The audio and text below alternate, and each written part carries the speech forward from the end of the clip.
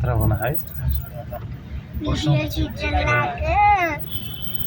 यो देवीहरूको माइती घर हो अरे कि यसलाई चाहिँ मैती देवी भयो माइती घर भयो माइती देवी भन्छन् भन्न चाहिँ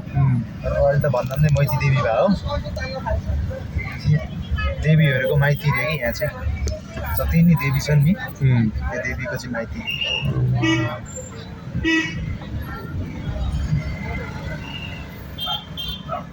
त भव्य हुन्छ नि पुरा दामी बनाएर चाहिँ नेवारले जात्रा खान्छ कस्तो हुन्छ यहाँ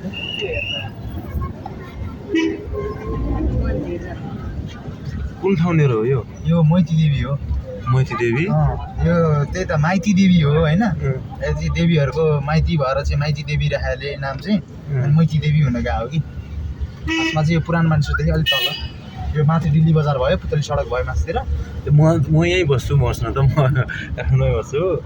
अन्त मैले त कहाँनिर भन्ने भयो कि ट्याक्कै म मोबाइलमै वान वे गयो भने चाहिँ दिल्ली बजार पुग्यो दिल्ली बजार चालखाल पुतली सडक निस्किने भयो यता चाहिँ यो पहिला ज्ञानेश्वर जाने हामी ज्ञानेश्वर लिएर आएको ए त्यो म मोबाइलमै हेरेर थिएँ नि त त्यो काँडोभित्र सिधै थाहै भएन नि त त्यो एकचोटि झप्प झिलिमिली देखेर भनेको कहाँ रहेछ त यार यस्तो हुना भनेर म नि आफ्नो बस्छु भन्नु त यहाँ बानेश्वर नयाँ बानेश्वर निस्किने अनि त्यहाँबाट हाइवे त्यहाँबाट गौशाला निस्क्यो अनि त्यो त्यहाँ काम थियो त्यही भएर उहाँ